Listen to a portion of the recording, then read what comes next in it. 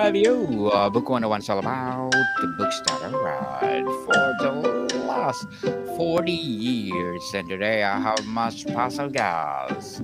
He is a multifaceted leader and podcast host, no other than Mr. NaRon Tillman. Thank you so much for having me. Welcome to Book 101, Mr. NaRon. And can you please introduce more about yourself? Well, my name is NaRon Tillman. I'm from New York. I grew up in New York. I live from New York, and I pastor a church. I'm into AI. I'm into living life. I teach yoga and mindfulness, and now tonight I'm a guest on your show, fellow podcaster. Fellow podcaster indeed, and thank you so much for sharing your knowledge and wisdom to the world. And today let's talk about how AI can drive automation, scalability, and transformative growth for business. Mr. Neuron, how does AI fundamentally redefine what's possible for automating and scaling businesses compared to traditional tools? Well, the thing is, AI will only give the output that we put in. So most people think that having a AI agent or having AIs is going to be the end of all of their problems. If you don't have creativity, if you don't understand how to speak to AI, to prompt the AI properly, then you're going to get bad results. So the end user has to come to the place where they understand how to use it. Now, the limitations of AI only comes from the end user. How AI can help is unlimited because it can help us in finances, it can help us in marketing, it can help us become it can be an editor, it can be a thinking partner, it can be everything that we need it to be. We just have to learn how to prompt it properly and be creative in the way that we use it. Well, garbage in, garbage out, people. Yes. That's cool. What industries or business models are being most disrupted by AI driven automation and why?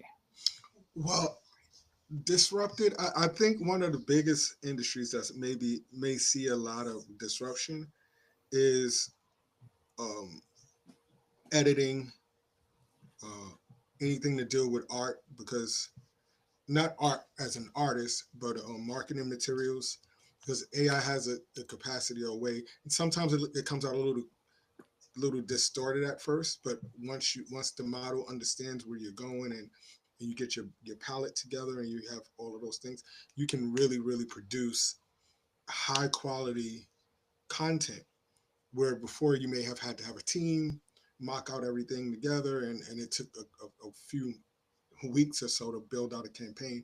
You can do that stuff in a matter of days. Beyond cost cutting, how can AI create a new revenue streams or unique value propositions for businesses? From value, from the value proposition, and from revenue streaming. Let's say like what we're doing right now. Um, Before it would take me some time to produce a show. Now with the advent of AI, as soon as we finish recording on my end, I can put the video in. AI can help me find clips. I don't have to comb through clips. AI can help me do show notes. I don't have to sit down and try to figure out show notes. AI can help me put music in the background, whatever it is that I look to do. So it's saving me time. And we know the old adage, time is money and money is time.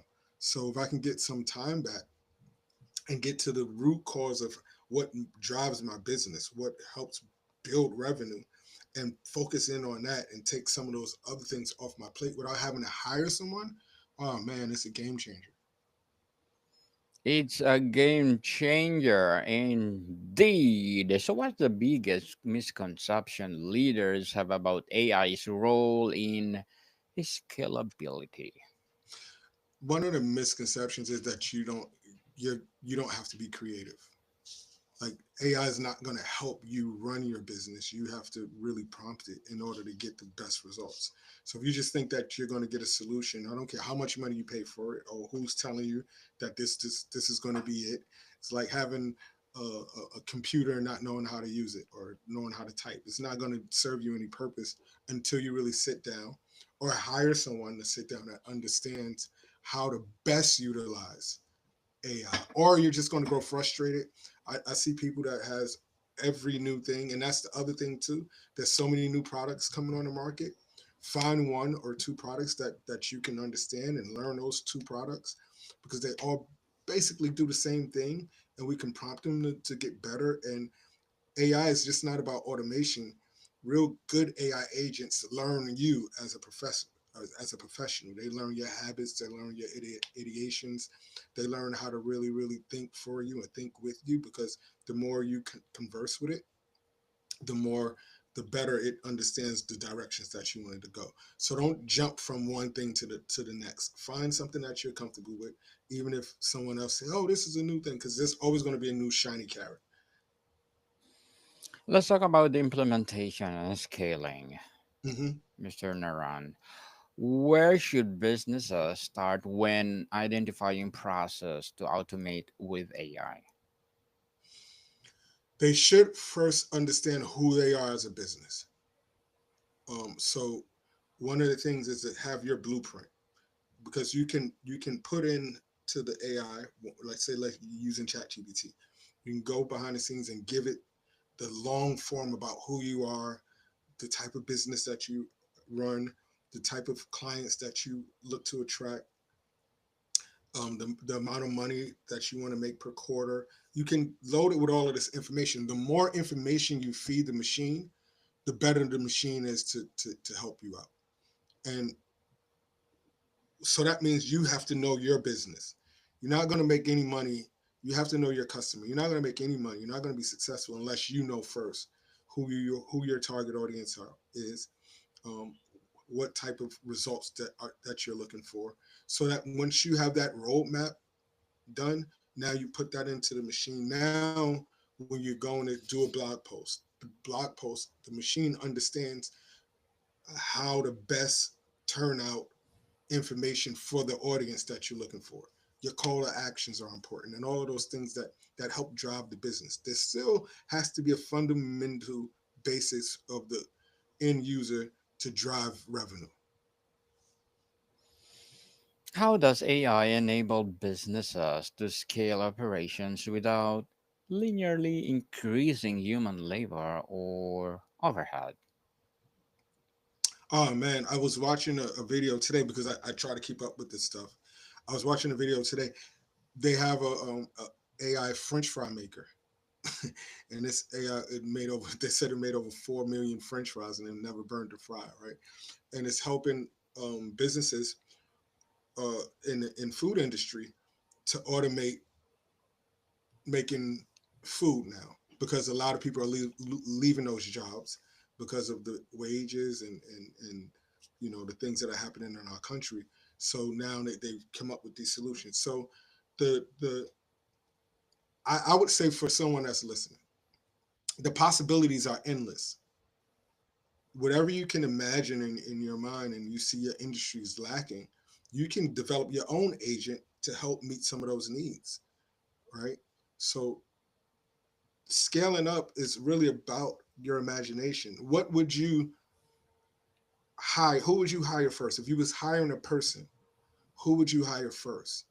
Would you hire a secretary? Would you hire a booking agent? Would you hire, and whatever it is that you would hire first, train your agent to do that first. Then you can train your agent to do something else. But whatever it is that you're lacking in your organization right now, you can develop your agent to be a partner in that area so that it can take off some of the burden from you. And that's how you begin to scale. You scale by having other people equity, sweat equity, not just other people's money, OPM, but other people's equity. What roles or skills should companies prioritize to complement, not compete with AI systems? Hmm. We can't. We don't make money by competition, but complement is one. You have to understand how can AI assist, not lead, because you have to still, the human interaction has to be the leader. But how can AI assist in making things faster and more efficient, right? And once you understand the idea of whatever it is that you and your team is looking to become faster and efficient at, then you can start to scale. You can start to prompt your AI agent to help you become faster, help you to become more efficient, help you to become, and that opens your mind for more creativity. So the AI is complementing you and taking some things off of you, helping you to become better at it. But don't allow the AI to do all of the writing. You still write your post. Let AI be the editor. You still keep your voice. Don't mute your voice for the machine voice, because then we're running down a tricky slope. So still take the time to put your fingerprints on the business. Just allow the agent to really help you get the stuff turned over faster. That's the compliment. Let the AI will be the editor for sure. What metrics best demonstrate the strategic impact of AI on scalability and automation? Well, the numbers are still out, right? Because a lot of this stuff is new. We're actually living. This is the amazing part, right? For thought leaders, we're living at a time where we can put our fingerprints in this evolution. We don't know. We can't really measure the scalability, but what we do know is that those who are not being embracing it will be left behind. And you have an opportunity right now to be in the forefront in your industry, in the forefront in your community. And I took that personal this year. I said I want to be one of the thought leaders behind what I see is happening in this evolution. Because if I'm a thought leader, that can also drive revenue, right? So we've created AI agents. I have a pathway back agent that's going to be out later on this year, and it's for persons that are coming home from incarceration, helping them to understand how to adapt to this new AI age. And this agent learns them and gives them meditations, show them where to find work, helps them to reacclimate to this new, fast-paced, evolving world. Mr. Naron, as a multifaceted leader and podcast host too, what are your short-term and long-term goals? Short-term goal is to have my book, um, "Awakening the I Am." Uh, Internal awareness in a digital age, to hit number one, uh, and to have my agent really assist a lot of people. Our goal when the agent hit the market, we want to at least work with 1,000 young men and women to help get their lives on track. So that's my short term goal. Long term goal um, is to continue to grow with the field. Continue. I don't want to be left behind. I don't want to get stuck. I don't want to be Blockbuster. I want to be Netflix. So long-term goal is to continue to educate myself, continue to grow, continue to meet people like you, and be on the forefront talking about this stuff. Good luck to your goals, Mr. Naron, and looking forward for more success. And what will be your piece of advice for those people out there want to be, of course, like you? Uh, Prompt yourself. Prompt yourself. Talk to yourself every day. Don't talk down to yourself.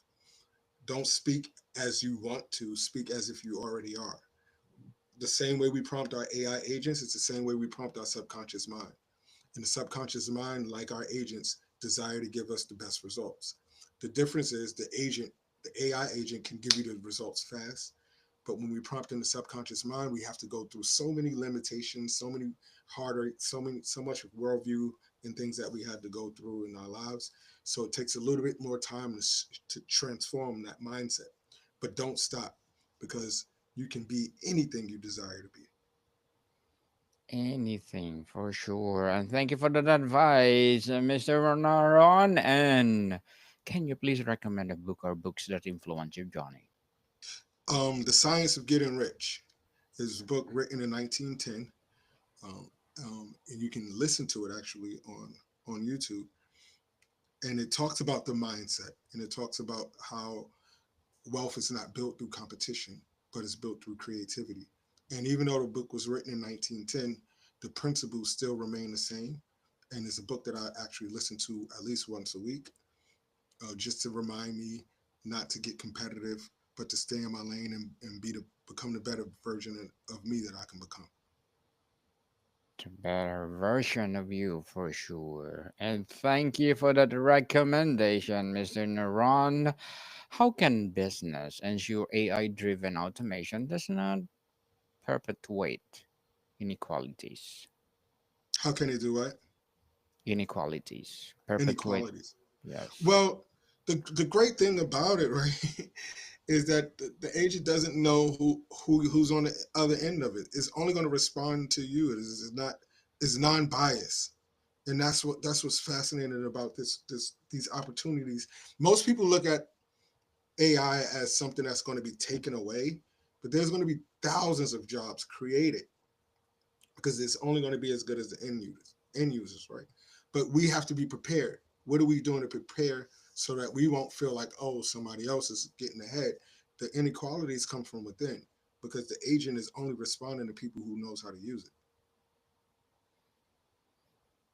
Should companies sacrifice some AI efficiency to maintain explainability for customers or regulators?